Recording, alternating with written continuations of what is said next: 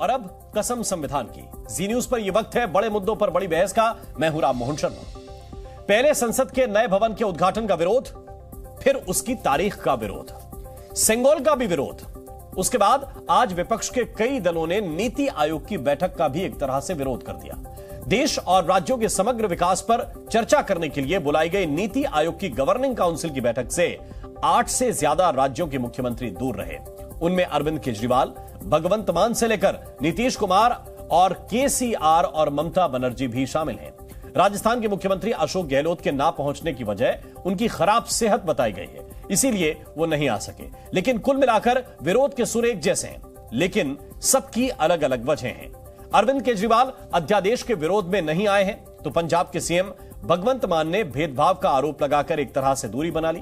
नीतीश कुमार, ममता बनर्जी, केसीआर ने पहले से तय कार्यक्रम को आधार बनाकर बैठक से खुद को दूर रखा। ऐसे में बीजेपी ने बैठक के विरोध पर गैर हाजिर विपक्षियों को घेरा, कहा कि बैठक का विरोध जन विरोधी और गैर जिम्मेदाराना है और ऐसा करके कई राज्यों के मुख्यमंत्री अपने राज्यों की आवाज और विकास को दबा रहे हैं। बीजेपी के नेता रविशंकर प्रसाद ने विपक्ष से पूछा कि आखिर विरोध के लिए किस हद तक जाएंगे। ऐसे में सवाल यह उठता है कि विपक्ष इतना मजबूर कैसे हो गया कि वो नीति निर्धारण की बैठक से दूर होने को भी सही मान रहा है। सवाल यह भी है कि क्या विपक्ष की विरोध वाली चोट के पीछे का असल मकसद 2024 चुनाव के वोट हैं। सवाल यह भी है कि राजनीति बड़ी है या फिर देश, आखिर इतना विद्वेष क्यों। करेंगे विस्तार से चर्चा, लेकिन पहले एक रिपोर्ट आपको दिखाते हैं।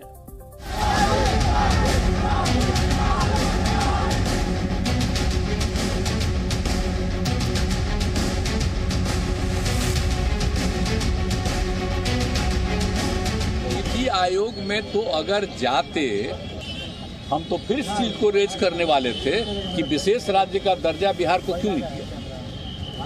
और बताइए, जाति आधारित जनगणना जो केंद्र ने 11 में किया, आपको करना चाहिए था और हम लोगों ने अपने राज्य में किया, तो इस पर तरह तरह का बात क्यों आ गया है।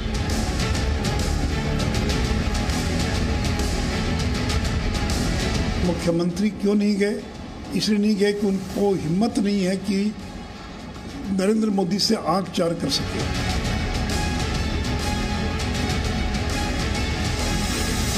क्या परेशानी है इनको? आपके लिए नरेंद्र मोदी के खिलाफ विरोध करने का बहुत अवसर मिलेगा, आप जाइए विरोध करिए, लेकिन अपने प्रदेश की जनता का अहित क्यों कर रहे हैं आप?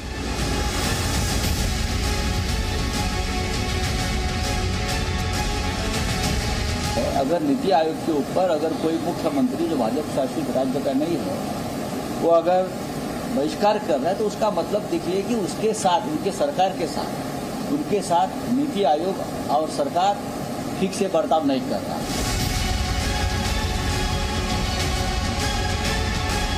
अब ये नीति आयोग एक नेता आयोग हो गया कि 16 राज्यों के मुख्यमंत्री पहुंच जाएंगे और मीटिंग होगी और मीटिंग के पीछे एक गाना चलेगा, चलो बुलावा आया है, मोदी ने बुलाया है। नीतीश कुमार जी को तो बिहार के विकास से कोई लेना देना है नहीं, कोई मतलब है नहीं कि वो नीति आयोग में जाएंगे और बिहार के लिए मांगेंगे, बिहार के विकास की बात वहां रखेंगे, प्रस्ताव देंगे।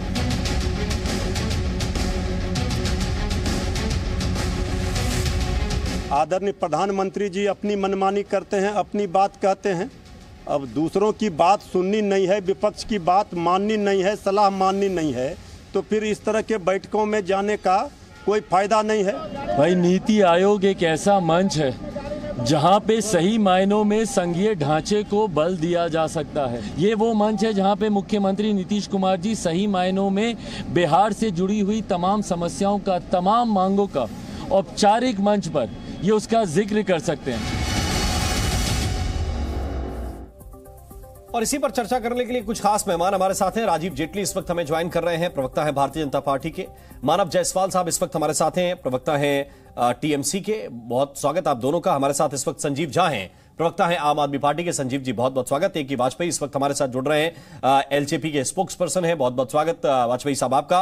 अभिषेक झा इस वक्त हमारे साथ हैं, जो प्रवक्ता हैं जेडीयू के। बहुत बहुत स्वागत अभिषेक झा आपका भी। और सबसे पहला सवाल मानव जायसवाल आपसे, सवाल यह है कि ममता दीदी भी नहीं आई और भी कई राज्यों के मुख्यमंत्री नहीं आए, बताया ये गया कि व्यस्तता है अलग अलग कार्यक्रमों में अलग अलग मुख्यमंत्री के द्वारा, तो कोई ऐसी भी व्यस्तता थी जो नीतियां निर्धारित की जा रही हैं गवर्निंग काउंसिल में उससे जरूरी? क्योंकि दूसरी तरफ तो आप तस्वीरों में शायद देख रहे हो कि जो सिंगोल का भी विरोध कर रहे हैं, संसद के उद्घाटन का भी विरोध कर रहे हैं, काम तो कोई रुक नहीं रहा है, वो तो चलता जा रहा है। तो आपको लगता है कि इस विरोध का कोई बहुत बड़ा फायदा मिलेगा? पहले 2-3 चीज़ों के लिए मैं आपके साथ साझा करना चाहता हूं। पहले तो सभी को मेरा नमस्कार है। और हमारी दीदी जो क्या व्यस्त हैं, कुछ काम है हमारी सरकार की जो व्यस्तता में व्यस्त है, साथ ही साथ हमने बोला था कि हमारी जो फाइनेंस मिनिस्टर हैं, साथ ही साथ हमारे चीफ सेक्रेटरी वो अटेंड करेंगे। लेकिन एज यूजुअल ये तो फरमान वाली सरकार है, तुगलकी फरमान जारी करती है और इसी तरीके से इनकी नीतियां बनती हैं। ये नीति जरूर बनती है, जब आपको नोटबंदी करनी पड़ती है तो नीति आयोग की शायद चिंता हो जाती है। जब कोरोना काल में जब बोला जाता है कि पूरे विश्व में कोरोना फैल रहा है, भैया आवागमन फ्लाइट का ठीक ठाक कर दीजिए, उसके लिए कोई नीति नहीं बनती है। वैक्सीन के लिए बहुत अच्छी नीति बनती है, दावोस में जाके मोदी है तो मुमकिन है गाया जाता है। दिल्ली जल रहा होता है, दिल्ली में लोग सांस लेते रहते मर जाते हैं। ऑक्सीजन सिलेंडर्स के लिए प्रॉब्लम होती है, बोलते हैं कि ऑक्सीजन कंपनियां जो है हमारे मित्र की हैं, उन्हीं को कॉन्ट्रैक्ट दिया जाएगा। नीति होती है कि भाई प्राइम मिनिस्टर केयर फंड किस तरीके से पर्सनल फंड बन जाता है, उसके लिए नीति होती है। ठीक, बहुत सारी ऐसी नीति है जहां पे आप थोड़ा सा माइक टच कर रहे हैं बार बार, बनता है, उससे थोड़ा सा डिस्टर्बेंस आ रहा है, बस थोड़ा सा माइक टच ना करें बार बार। और एक सवाल मेरा इसके साथ साथ सुन ले, आपने कहा कि आज व्यस्तता थी सरकार के कार्यक्रम में, ऐसी क्या व्यस्तता थी? आप बता सकते हैं कि इतनी बड़ी कोई व्यस्तता थी कि नीति आयोग जैसा गवर्निंग काउंसिल की बैठक आपने छोड़ दी? ये तो मैंने आपको तो ब्यौरा भी दिया कि कितनी इंपॉर्टेंट है नीति आयोग, कितने इंपॉर्टेंट लोग हैं वहां पे, आपको तो पता ही है। तो आप फिर सीधा कह देंगे नहीं कोई इंपॉर्टेंस ही नहीं है तो कोई आवश्यकता नहीं। मैं तो ये पूछ रहा था कि इससे जरूरी क्या था, ये अगर आप बता दें। अरे भाई जनता जनार्दन है, हमारे जनता के साथ हमारी जरूरत है। दीदी का पूरा दिनचर्या उसके लिए मीटिंग में था, पूरा दिन भर वो काम में लिप्त थी। हमारे यहाँ बहुत सारे ऐसे प्रोग्राम अभी हो रहे हैं जिनके लिए हमको बहुत आवश्यकता है उनकी यहाँ पे, और हमारे यहाँ प्रतिनिधि तो जाने वाले थे, लेकिन इनको फरमान जारी करना है। भाई नहीं, इस लेवल का आदमी आएगा, इसके नीचे कोई नहीं आ सकता हमसे मिलने। राजा है ना, देखिए आज उनको राजदंड वाली छड़ी मिली है, सिंगोल मिला है, राजवाड़ा का प्रतीक मिला है उनको। वो क्या बोलते हैं, अंग्रेज चल गए लेकिन राजवाड़ा छोड़ गए क्या? भाई हमारे जब नेहरू जी हमारे प्रधानमंत्री थे, जब उनको ये राजदंड दिया गया था तो वो क्या होता था, ये राजाओं का प्रतीक है कि राजा को भगवान तुल्य माना जाता था, और राजा जो फरमान जारी कर दे, जो राजा दंड देते, वो दंड का प्रतीक है वो छड़ी। लेकिन हमारे जो नेहरू जी थे उन्होंने देखा कि नहीं, मैं तो राजतंत्र में नहीं, मैं तो प्रजातंत्र के तरफ जा रहा हूं। ये प्रजा का देश होगा, प्रजातंत्र होगा, लोकतंत्र होगा, तो मुझे राजदंड की आवश्यकता नहीं है। लेकिन हाँ, क्योंकि ब्रिटिशों के अनुयायी है, इनको राजदंड चाहिए, इनको राजवाड़ा चलाना है, इनको फरमान जारी करना है। अब देखिए ऐसे राजा है ये कि हमारे देश की जो प्रथम नागरिक हैं उनको आमंत्रित भी नहीं किया। ये फरमान, ये जितने भी भाजपाई हैं, जितने भी धूर्त भाजपाई हैं, वो ये सिद्ध कर दे रहे हैं बार बार हर पटल पे कि भाई देश के किसी नागरिक की इज्जत नहीं है, सिर्फ एक राजा है देश का, वो है मोदी। मोदी हमारा राजा है, राजा जो बोलेगा राजा के पास सर झुकाना। लेकिन सुन लीजिए, ये बंगाल की भूमि है, ये भारत की भूमि है, ये राजवाड़ा को हमने बहुत पीछे पछाड़ दिया है। हम सर नहीं झुकाएंगे, कटा तो लेंगे। आपने जी भर के बातें करनी, मुझे ये नहीं बताया कि आज दीदी की क्या व्यस्तता थी ऐसी। अब देखिए, दीदी मुख्यमंत्री हैं बंगाल की, सुबह से शाम तक प्रोग्राम चल रहा था। हमारे यहाँ कुछ प्रोजेक्ट चल रहे हैं जिनके लिए अभी मानसून सीजन आने वाला है, वहाँ पे कहीं बांध फिर आप ही लोग ये कहते हैं कि देखिए केंद्र से सपोर्ट नहीं मिल रहा है हमारे वहाँ पे। आप ही लोग कहते हैं कि केंद्र की सरकार जो है वो गलत व्यवहार कर रही है, हमारा पैसा हमको नहीं दे रही। आप बैठेंगे नहीं बैठक में साथ में, तो चर्चा क्या होगी? राम मोहन जी, क्या आपको लगता है कि संवाद की कोई जरूरत नहीं है? इसको संशोधित नहीं, मैं संशोधित करता हूँ। केंद्र मदद कर रही है कि केंद्र सौतेला व्यवहार करती है। ये जो केंद्र है ना, डबल इंजन वाली, जो ट्रबल इंजन टेरिबल इंजन हो गई है, और अभी ट्रेबल कर रही है, ट्रेबल हो रहा है वो लोगों को, क्योंकि उनको पता चल गया कि पूरे देश में उनका वोट बैंक खिसक चुका है, क्योंकि उन्होंने देश को झूठ बोला है। अब बंगाल की जो भूमि है, बंगाल के जो लोग हैं वो जागरूक है, वो पढ़ते लिखते हैं, उनको पता है कि भाई हमारे यहाँ जो मैंने आप ये कहना चाह रहे हैं अगर ये पैमाना माने तो बाकी जिन लोगों ने वोट कर दिए वो नहीं पढ़ते लिखते हैं? सारे टॉपर यूपीएससी के यहीं से निकले, बंगाल से। अच्छा एक बात बताइए, नहीं सारे नहीं, मैं पूछ रहा हूँ, आप कह रहे हैं वहां के लोग पढ़े लिखे हैं, बाकी जगह जो वोट दे रहे हैं इनको वो पढ़े लिखे नहीं है। मैं राजीव जेटली के पास जाता हूँ, बहुत सारी बातें हैं जिनको लेकर कहा राजीव जेटली ये बता रहे हैं कि बहुत जरूरी काम थे राज्य सरकार से जुड़े हुए। तो आपको तकलीफ हो जा रही है? मुझे क्यों तकलीफ हो जा रही है? मैं तो पूछ रहा हूँ। अब आप ये बताएंगे कि बंगाल के लोग पढ़े लिखे हैं। मैंने बोला कि नहीं पढ़े लिखे हैं। नहीं, आप कह रहे हैं बंगाल के लोग पढ़े लिखे, तो बोल ही रहे हैं कि बाकी पूरे देश के लोग भी पढ़े लिखे हैं, जानते हैं। ऐसे बताइए ना, नीतियां नहीं है इनकी, ऐसा क्यों अलग अलग कर रहे हैं? बंगाल, उत्तर प्रदेश, ये सब अलग हो जाएगा। अब देखिए देश के नागरिक तो बराबर ही वजन के होते हैं ना, सबका एक ही वोट है। बंगाल के लोगों का भी, यूपी के लोगों का भी, उत्तराखंड के लोगों का भी, तमिलनाडु के लोगों का भी। अब तमिलनाडु के लोग सिंगोल लेकर आए हैं, परंपरा से सौंप रहे हैं आपको वो राजा और रजवाड़ा दिखाई दे रहा है। ठीक है, एक सेकंड में राजीव जेटली को आता हूँ, वो रिस्पॉन्ड करेंगे। आपको मेरे रिस्पॉन्स से दिक्कत है, एक सेकंड, राजीव जेटली रिस्पॉन्ड करेंगे आपको। राजीव जेटली कह रहे हैं मानव जायसवाल, एक सेकंड रुकिए तो सर, दिखाना है। ममता बनर्जी के जरूरी कामकाज थे, जनता के काम जरूरी है, नीति आयोग की बैठक से कुछ मिलता नहीं।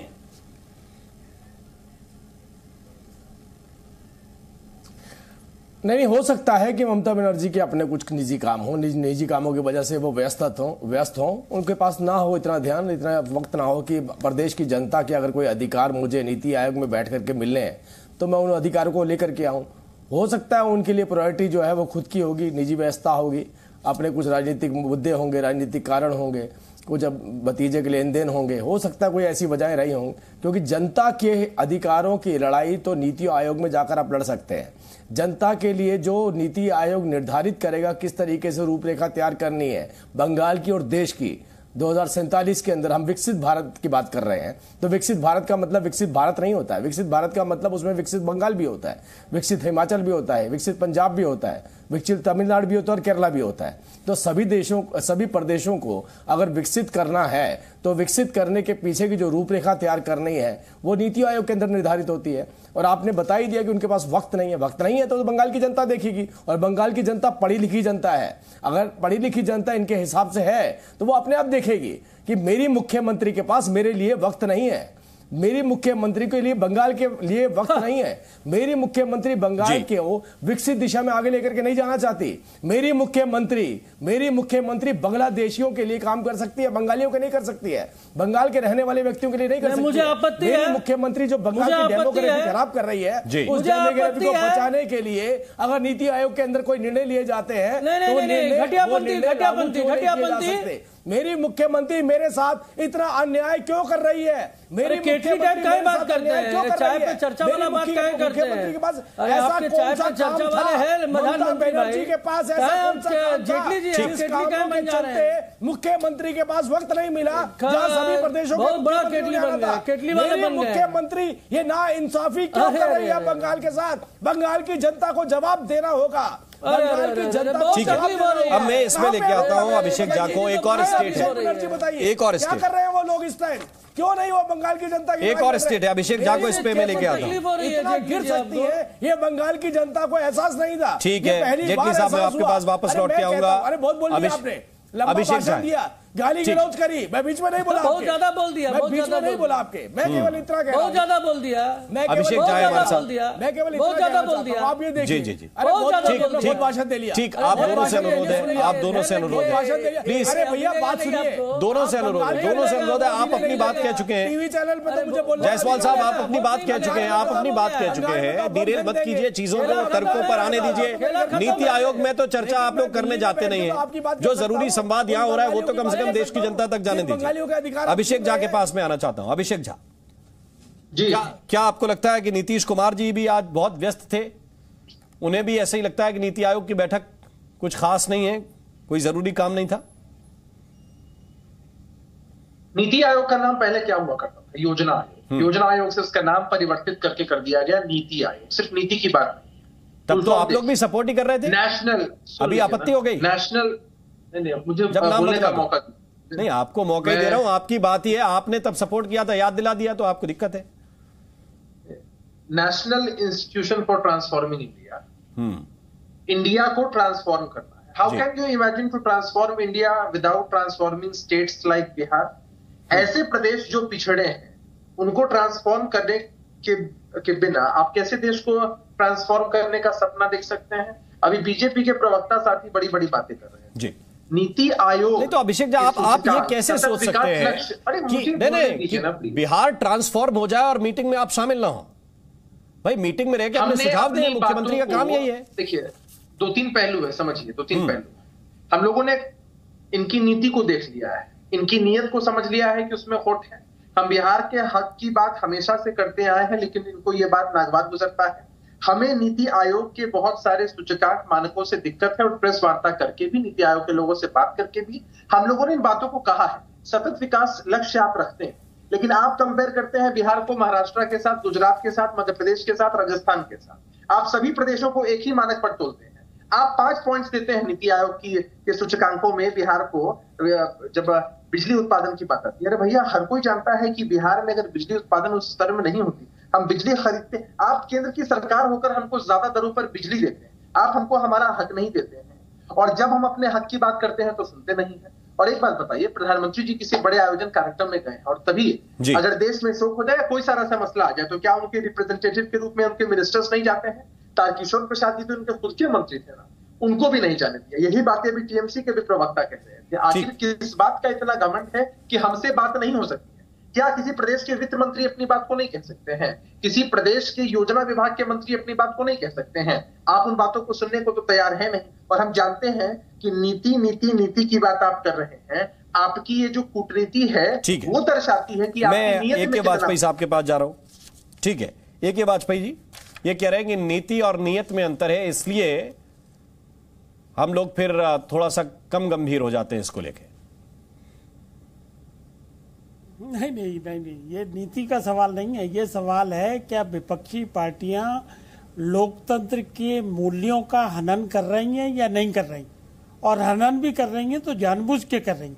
देखिए एक बात समझिए कि बिहार में लालू प्रसाद यादव जी का 15-16 साल राष्ट्र शासन रहा, उसके बाद लगातार 17-18 सालों से नीतीश बाबू का शासन है, और अभी तक विकसित नहीं कर पाए, अभी तक पिछड़ा राज्य रहेगा। तो इसकी जिम्मेवारी किसको जाएगी? ये नीतीश बाबू और लालू प्रसाद यादव को जाएगी, जिनकी वर्तमान में सरकार है। नंबर 1। नंबर 2, नीति आयोग के सामने जब जो नीतियां बन रही हैं, ठीक है, इन्होंने ट्रांसफॉर्मिंग इंडिया 240 था, 2047 तक की नीतियां बन रही हैं। अब जब उसमें आप योगदान नहीं दोगे, जब उसमें अपने विचार नहीं रखोगे, तो कैसे बात बनेगी? और तीसरी बात यह है कि जो नीति आयोग की गवर्निंग काउंसिल है ना जी, उसका कंसिस्टेंस देखिए क्या है। उसमें प्राइम मिनिस्टर हैं, चीफ मिनिस्टर्स हैं, लेफ्टिनेंट गवर्नर हैं यूनियन टेरिटरी के, ये मेंबर हैं। उसमें रिप्लेसमेंट का कहीं कोई प्रोविजन नहीं है, उसमें कोई रिप्रेजेंटेटिव का कहीं कोई प्रोविजन नहीं है, क्योंकि हेड ऑफ द स्टेट जो है उसको अपनी बात रखनी है। चीफ सेक्रेटरी ब्रीफिंग कर सकता है चीफ मिनिस्टर को, लेकिन उनके स्थान पे बैठ नहीं सकता है। ये वहां के रूल एंड रेगुलेशन के प्रोटोकॉल के हिसाब से ये बात है। लेकिन ये लोग तो जानबूझ के इन्होंने एक स्ट्रेटेजी बना ली है। विपक्षी ने पार्लियामेंट का बाइकआउट करेंगे, नीति आयोग का बाइकआउट करेंगे, सुप्रीम कोर्ट का भी हो सकता है बाइकआउट शुरू कर देंगे। पार्लियामेंट का तो करते ही है अक्सर, पार्लियामेंट तो चलने ही नहीं देते। तो क्या इस चीजों से लोकतंत्र की मर्यादाओं का हनन जानबूझ के नहीं किया जा रहा है? अगर किया जा रहा है तो उसके लिए विपक्ष जिम्मेदार है। क्या विपक्ष की हिस्सेदारी लोकतंत्र में नहीं है? ये हमेशा लोकतंत्र की दुहाई देती है। अब क्या इनके पास आर्ग्यूमेंट है? ये व्यस्तता है या नहीं है? ये कोई मीटिंग एक दिन पहले नहीं बताई गई है, महीनों पहले ये डिसाइड होती है कि भाई फला तारीख को मीटिंग है, and according to the rules and protocol you have to attend it. और बिहार का अगर आप आगे रखोगे और अभी तक पिछड़ा है, तो उसके आगे नीतियों को जाके बनवाओगे, उसमें योगदान दोगे। अब मैं इसमें संजीव झा का एक कमेंट ले लूं, इसके बाद अभिषेक भी आपको रिप्लाई करना चाह रहे हैं, लेकिन उससे पहले संजीव झा जी, अरविंद केजरीवाल का आज बहुत आवश्यक कार्यक्रम था तेलंगाना के मुख्यमंत्री से मिलने का, उनका भी शायद यही कार्यक्रम था दिल्ली के मुख्यमंत्री से मुलाकात का, और इन सबके बीच आपको लगा कि नीति आयोग जरूरी नहीं है? बिल्कुल हमारा विरोध है नीति आयोग की मीटिंग का, और यह विरोध इसलिए है कि नीति आयोग की मीटिंग में यह तय किया जाता है कि किस तरह से कोऑपरेटिव फेडरलिज्म बढ़ेगा, किस तरह से संघवाद बढ़ेगा, भारतवर्ष का विजन क्या होगा। प्रधानमंत्री तो टीम इंडिया की बात करते थे, लेकिन टीम इंडिया की बात करते करते जो सबसे अच्छा परफॉर्मर है उसका बल्ला छीन लो, उसका बैट बॉल छीन लो और कहो कि परफॉर्म नहीं हो पा रहा है, टीम इंडिया कैसे आगे बढ़ेगा? एक बात बताइए आप, तो पंजाब वालों का भी बल्ला छीन लिया क्या? वो चले जाते। आप आने दीजिए ना, मुझे विश्वास नहीं है, नियत की कमी है। मैं कहता हूं आप विपक्षी राज्यों पर आप बंदूक रखते हो, आप कहते हो या तो हमारे पास आ जाओ, नहीं तो हम तुमको खरीद लेंगे, हम तुमको तोड़ लेंगे, ईडी भेज देंगे, सीबीआई भेज देंगे। ऐसा प्रधानमंत्री माहौल बनाकर रखे, जहां जहां विपक्ष है वहीं भ्रष्टाचार है और इनकी जितनी सरकार है वहां ईमानदार। कैसे भरोसा करे प्रधानमंत्री पे? एक बात। दूसरी बात, प्रचंड बहुमत से दिल्ली में जो सरकार बनी, उस सरकार को बनते ही आपने सारी शक्ति छीन ली। हम 8 साल तक लड़ते रहे कोर्ट में। जब सुप्रीम कोर्ट ने जब न्याय किया तो 8 साल की हमारी लड़ाई को आपने एक कानून के जरिए 8 दिन में छीन लिया। तब प्रधानमंत्री 2 तरीके से काम करते हैं। एक कहते हैं कि परे कंधे बंदूक लगाएंगे, बंदूक लगाने से आगे आए तो आए, नहीं तो हमारे पास शक्ति है, हम कानून बना के तुम्हारी पावर छीन लेंगे। कैसे भरोसा होगा? और कितनी नीति आयोग की बैठक में दिल्ली को आज तक क्या मिला? बस प्रधानमंत्री वही भाषण देंगे, कॉर्पोरेट फेडरलिज्म बढ़ेगा, टीम इंडिया बढ़ेगा, लेकिन ढाक के 3 पात साबित हो रहा है। तो मुझे लगता है इस तरह की केवल अनावश्यक इस तरह की बातें करने से देश आगे। प्रधानमंत्री को बड़ा दिल दिखाना पड़ेगा। प्रधानमंत्री गार्जियन थे, अच्छा काम करने वालों को प्रधानमंत्री को सराहना चाहिए था। आप अधिकार छीन रहे हैं। तो मुझे लगता है कि इससे देश का जनतांत्रिक मूल्य कमजोर हो रहा है, संवैधानिक जो हमारी ताकत थी उसको कमजोर कर रहे हैं। तो इसीलिए हम विरोध कर रहे हैं और विरोध करने के कारण आम आदमी पार्टी की जहां जहां सरकार है, दोनों स्टेट की सरकार। ठीक है, राजीव जेटली हमारे साथ है, प्रवक्ता है भारतीय जनता पार्टी के। राजीव जेटली जी, संजीव झा साहब कह रहे हैं कि ये विश्वास का विषय है और जब विश्वास कम होता है तो फिर इस तरह के फैसले लेने पड़ते हैं। नहीं, विश्वास का विषय नहीं है। आप देखिए जितने भी राजनीतिक दल हैं उनके नेता जो है ना प्रधानमंत्री, स्वयंभू प्रधानमंत्री बने बैठे हैं और सारे के सारे एक दूसरे प्रदेशों के अंदर घुस के इस बात को रखना चाहते हैं कि मुझे भी ये मौका दीजिए कि अगर आप लोग इस तरीके का गठबंधन करते हैं तो प्रधानमंत्री पद का मैं दावेदार होऊंगा। और इन्होंने कहा कि अरविंद केजरीवाल, हमारी सरकार को दबाने की कोशिश की जा रही है। अरे अरविंद केजरीवाल जी ने अगर एक भी फाइल के ऊपर साइन किया होता ना, एक भी फाइल के ऊपर साइन किया होता, ना मनीष सिसोदिया अंदर होते, ना सत्येंद्र जैन अंदर होते और ना इनके कोई राजनीतिक दल के नेता अंदर होते जेल की सलाखों के पीछे। असली गुनहगार जो हैं फिर अरविंद केजरीवाल ही नजर आते हैं, जिन्हें कह रहे हैं सबसे बेहतर और सक्षम मुख्यमंत्री हैं। देखिए उन्होंने अपनी जो पावर है वो करप्शन के लिए डेलीगेट करी दूसरे अपने नेताओं के ऊपर। उनको बोला गया कि आप जो है मेरी पावर को यूज करके जितना भ्रष्टाचार करना आप करिए। और ये साबित हो चुका है, एजेंसियों ने साबित किया है, न्यायालय से बार बार बेल रिजेक्ट हो रही है आपकी। लेकिन मुद्दा कहां पे आता है? मुद्दा ये आता है 2.25 लाख पंचायतें फाइबर ऑप्टिक के साथ कनेक्ट हो रही हैं।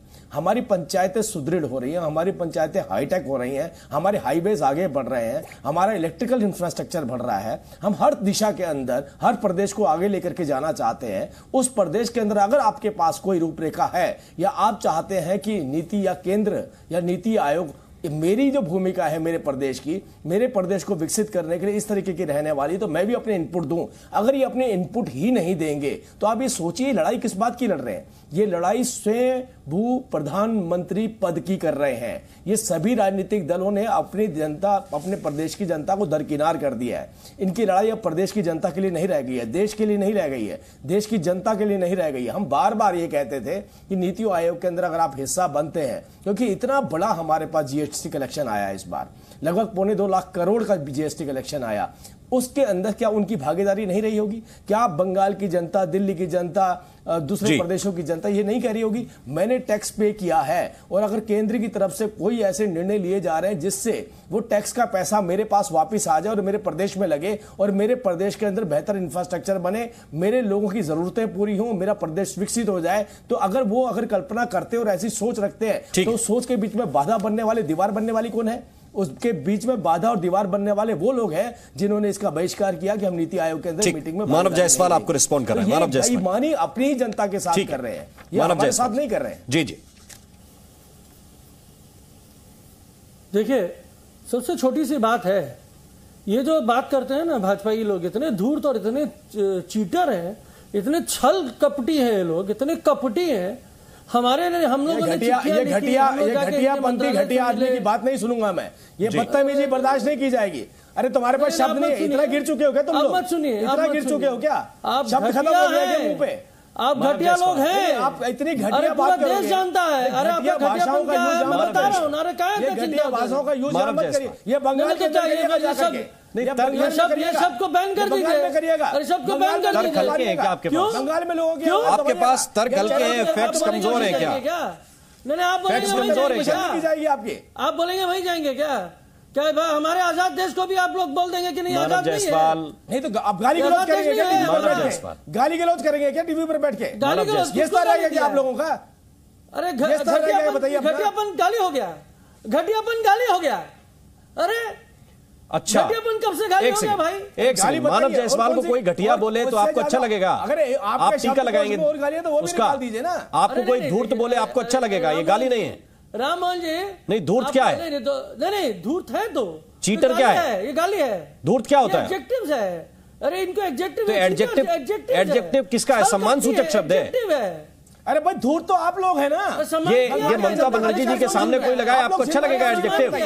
मीटिंग से कौन भागा? आप भागे कि हम भागे? बताइए मेरे सामने कौन कौन प्रवक्ताएं हैं? मीटिंग से कौन भाग रहा है? आप भी प्रवक्ता हैं, वो भी। आपकी समस्या ये है कि अगर कोई आपसे कहे कि आप मर्यादाजनक शब्दों का इस्तेमाल करें तो आपको उसमें प्रवक्ता दिखाई देने लगता है। मानव जायसवाल, राम मोहन जी देखिए, अगर आपको ऐसा लगता है कि कोई आपसे ये कहे कि शालीन भाषा का इस्तेमाल कीजिए, उसमें आप प्रवक्ता ढूंढने लगते हैं। मैंने कोई अन्य बात कही क्या? मैंने कहा कि अगर यही विशेषण जो आपने एडजेक्टिव बताए ममता दीदी के लिए कोई इस्तेमाल करे तो आपको अच्छा लगेगा? मैंने सवाल पूछा। अरे भैया हमारे, अरे भैया मैंने सिर्फ ये सवाल पूछा कि अच्छा लगेगा। प्रमुख प्रचारक है। अरे भैया सुनिए ना भाई। मैं सुनूंगा बात, आप अपनी बात मान लीजिए, इसके बाद सुनाइए बात। नई संसद भवन की देखिए तस्वीरें भी आ रही, वो भी देखिए और बताइए अपनी बात अच्छी भाषा। 50 करोड़ की गर्लफ्रेंड बोलते हैं, बहुत सम्मान देते हैं। जायसवाल साहब बुरा लगता है ना आपको? लीजिए ना रे भाई, आपको बुरा लगता है? आपको खाली दीदी बोलना बुरा लग जाता है? प्रधानमंत्री जब दीदी ओ दीदी कह देते हैं तो आपको उसमें भी आपत्ति हो जाती है। यहां बता रहे हैं कि एडजेक्टिव है धूर्त। तो आप अपनी बात का उत्तर दीजिए, जिस बात का आपको विरोध है वो बताइए। करने दीजिए ना प्लीज, कीजिए ना भाई। तो उत्तर दे ही रहे हैं तब आप रोक देंगे, कैसे चलेगा? अब देखिए धूर्तता क्या है बता रहा हूं। आपने अभी सुना इनको 2.5 लाख करोड़ का जीएसटी कलेक्शन आया। तो निश्चित रूप से पहले बंगाल की जनता के जो अधिकार छीन रहे हैं उसका जवाब दीजिए। मीटिंग क्यों बायकॉट करी? ऐसी क्या बात? फिर मानव जायसवाल गलत शब्दों का इस्तेमाल मत कीजिए, आप अपनी बात कीजिए। तो भाई मैं उनको बोल रहा हूँ, क्या बोल रहे हैं? हम तो सुने ना उनको। तू चुप कहने, अच्छा चुप रहने की भी क्षमता नहीं है इनकी। बोलिए अब हम अगर आप किसी व्यक्ति के लिए इस तरह के शब्दों का इस्तेमाल करेंगे और फिर आप उम्मीद करेंगे कोई चुप बैठे, अच्छा कैसे होगा? किस तरह के? अच्छा अगर भौंकना, अगर आपका अल्फाज भौंकना है, मुझे शब्द दे दीजिए। अगर आपका अल्फाज भौंकना है नहीं तो मुझे माफ कीजिए, मैं अलाउ नहीं करूंगा चैनल पे। कोई भी किसी प्रवक्ता, दोनों आप हमारे लिए बराबर के सम्मानीय व्यक्ति हैं और दोनों बोलते हैं इसलिए यहाँ पे बैठे। सम्मान नहीं, अगर आप में से कोई भौंकता होता तो मैं बुलाता नहीं उसको। हम कुछ और मेरे मेहमान को कोई भी ऐसे बोल के चला जाए मैं स्वीकार नहीं करूंगा। अगर राजीव जेटली आपके लिए ये शब्द इस्तेमाल करे तो भी नहीं अलाउ करूंगा। राम मोहन जी सुनिए ना महाराज, सुनिए ना जी। मैं अगर कोई आपत्ति होती है मैं कलम उठाता हूँ, कि मैं हाथ उठाता हूँ, उंगली उठाता हूँ, आपत्ति है मैं अपने समय पे बोलूंगा। ठीक, तो आप अपने समय पे बोलिए, लेकिन अगर कोई आपत्ति किसी व्यक्ति को है, बोलूंगा नहीं। ठीक है, गाली गलौज करोगे? गाली है? कौन से शब्द गाली है भाई? ब्लैक टिकट अच्छा बताइए, आपके डिक्शनरी में गाली क्या है? वो भी बेहतर भाषा में बोलता हूँ। तो मैं मोदी मोदी मोदी मोदी करूं, और ये मैं मोदी मोदी मोदी मोदी मोदी करूं, मैं मोदी मोदी मोदी मोदी करूं, मैंने करूं क्या? कोई आपका अरे करे तो करे क्या? बोले तो बोले क्या? अब उत्तर दीजिए आप। वाह मोदी जी, वाह वाह मोदी जी, वाह। अगर आपको नहीं पता कि संसदीय शब्द क्या होते हैं समय तो ठीक है, आप समय जाया कर रहे हैं अपना, इसलिए मैंने कहा आप संसदीय शब्दों में उत्तर दे सकते हैं और अच्छा ठीक है। जल्दी जायसवाल क्विक, बिना मतलब की बात इधर उधर लेके जा रहे हैं, टपोरी टाइप की भाषा यूज कर रहे हैं। ठीक है, क्या है अब चलिए वो बोलते रहेंगे, कोई फायदा नहीं है। उन्होंने बोला 2.5 लाख करोड़ रुपया का इकट्ठा हुआ जीएसटी में। निश्चित रूप से पिछले कुछ सालों में पूरा देश दूध में भी जीएसटी दे रहा है और हर वो चीजों में जीएसटी दे रहा है जो एक माता एक बच्चे को खिलाती है। उसके बावजूद भी ये कैसे वंचित रखते हैं प्रदेशों को? जिन प्रदेशों में इनकी सरकारें नहीं है। एक मिनट जेटली साहब, एक मिनट जेटली साहब, एक मिनट बताइए ना, एक मिनट जेटली साहब, उत्तर आने दीजिए, फिर इसके बाद मैं आपको काउंटर का मौका दूंगा। बोलिए जायसवाल जी जल्दी। अब देखिए राम मोहन जी, देखिए ये है शिष्टाचार भाजपाइयों का, वो नहीं बोलने देंगे, इतना अहंकारी है कोई बात नहीं है भाई। राजवाड़ा है, अब फरमान जारी कर देते हैं ये फरमान वाला जो कल्चर है ना, ये मोदी जी ने मैं सुन रहा हूँ आपको।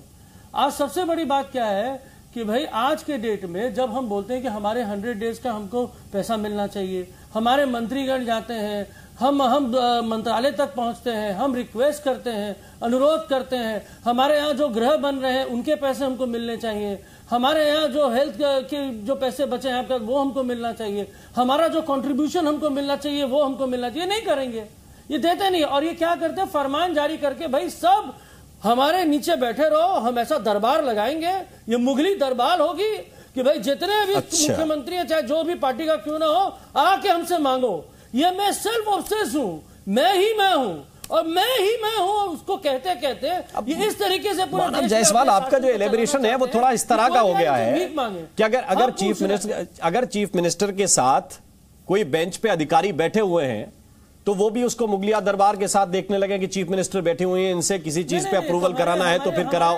अरे तो सुनिए, नहीं, हमारे चीफ मिनिस्टर, आपके चीफ मिनिस्टर नहीं, मोदी जी को भाई जो भी मीटिंग को हेड करेगा, लीड करेगा, सुनिए, लीड करेगा, भाई संवैधानिक रूप से प्रधानमंत्री का प्रोटोकॉल मुख्यमंत्री के ऊपर आता है कि नहीं आता है? राममोहन जी, राममोहन जी, आप बोलना चाहते हैं कि अगर हमारी जो यहाँ की मंत्री है, फाइनेंस मिनिस्टर, वो अगर पहुंच रही है, उनको मना कर दिया जाएगा?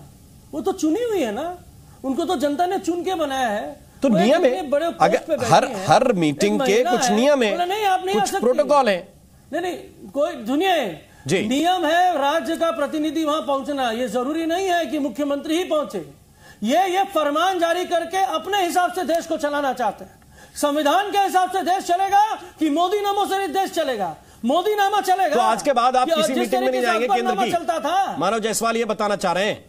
नहीं, हमारी इच्छा हो, हम क्या स्वतंत्र नहीं है? नहीं है ना, इसीलिए तो मैं जानना चाह रहा हूँ आपकी इच्छा। हम अपने प्रतिनिधि, अरे भैया मैंने आपकी इच्छा पूछी है।